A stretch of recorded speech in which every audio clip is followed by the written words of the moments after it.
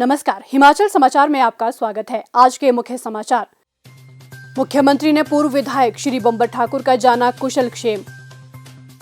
किसान हितैषी योजनाओं से प्रदेश के किसानों की बदल रही तकदीर। सुखी ग्राम खुशहाल किसान की संकल्पना को साकार करते हुए प्रदेश में एचपी शिवा परियोजना का सफलतापूर्वक किया जा रहा है क्रियान्वयन। प्रदेश सरकार की योजनाओं से धार्मिक पर्यटन को मिल रहे नए आयाम। धार्मिक धरोहर के संरक्षण और विकास के लिए सरकार उठा रही नवीन कदम। और अब समाचार विस्तार से। मुख्यमंत्री ठाकुर सुखविंदर सिंह सुक्खू ने आज आईजीएमसी शिमला पहुंचकर पूर्व विधायक श्री बंबर ठाकुर का कुशलक्षेम जाना। श्री बंबर ठाकुर शुक्रवार को बिलासपुर में गोली लगने से घायल हो गए थे। मुख्यमंत्री ने उनके शीघ्र स्वास्थ्य लाभ की कामना की है। इसके उपरांत मीडिया से अनौपचारिक बातचीत करते हुए मुख्यमंत्री ने कहा कि श्री बंबर ठाकुर को बेहतरीन चिकित्सा उपचार प्रदान करवाया जा रहा है और अब उनकी स्थिति में काफी सुधार है।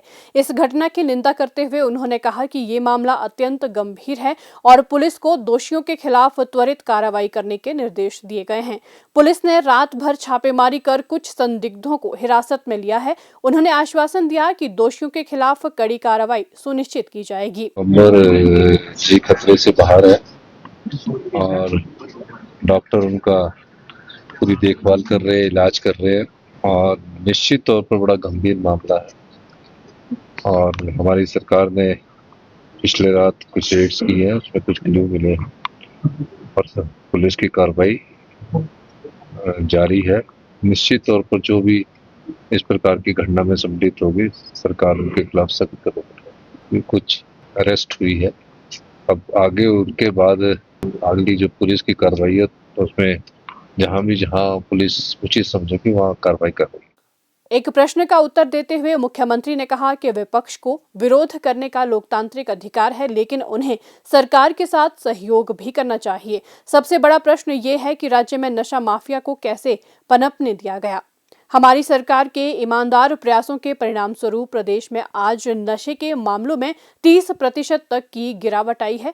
मुख्यमंत्री ने कहा कि अभी हाल ही में एक बैठक के दौरान नशा माफिया पर कड़ी कार्रवाई के निर्देश दिए हैं और राज्य सरकार विधानसभा के बजट सत्र में संगठित अपराध और नशा तंत्र के खिलाफ कठोर प्रावधानों के विधेयक भी पेश करेगी।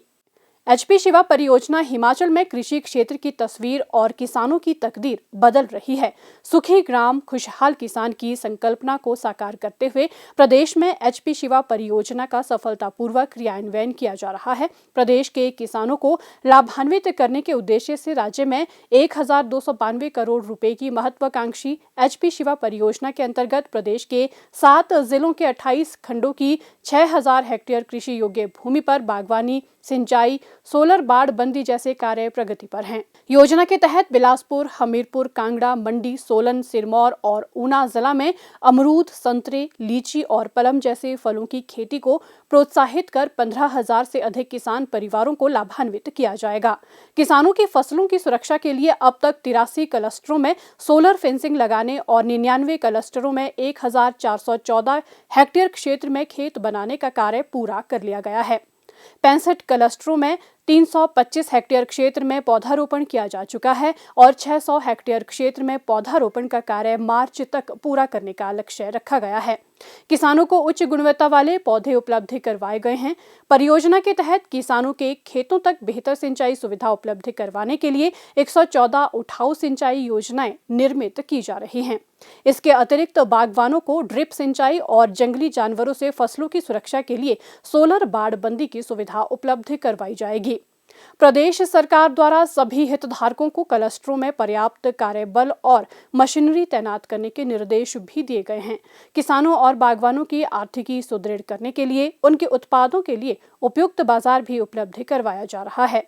खेतों में काम करते खुशहाल किसानों की तस्वीर ये बयां कर रही है कि हिमाचल का किसान प्रदेश की चहुमुखी विकास का साक्षी बन रहा है।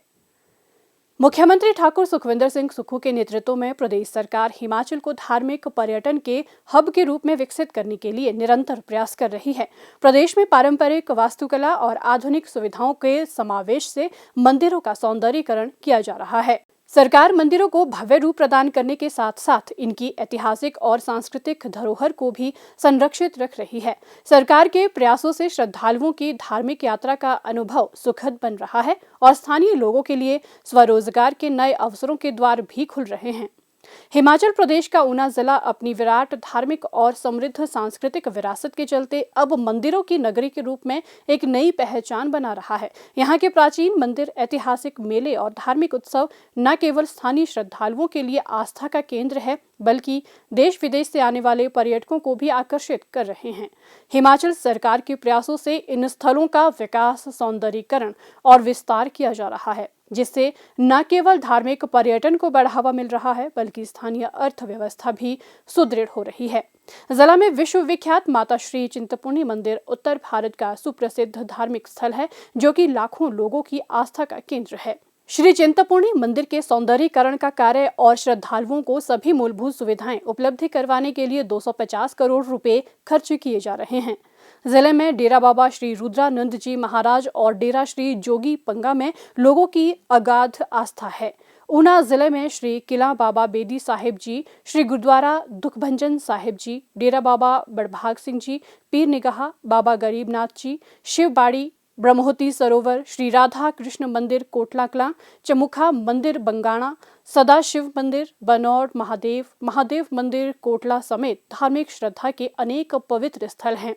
यहाँ श्रद्धालुओं के लिए बेहतर सुविधाएं विकसित की जा रही हैं। इसके अलावा ऊना जिला के अन्य मंदिरों के सौंदर्यीकरण और मरम्मत कार्यों सहित अन्य आवश्यक सुविधाओं के लिए भी लगभग 20 करोड़ रुपए जारी किए गए हैं।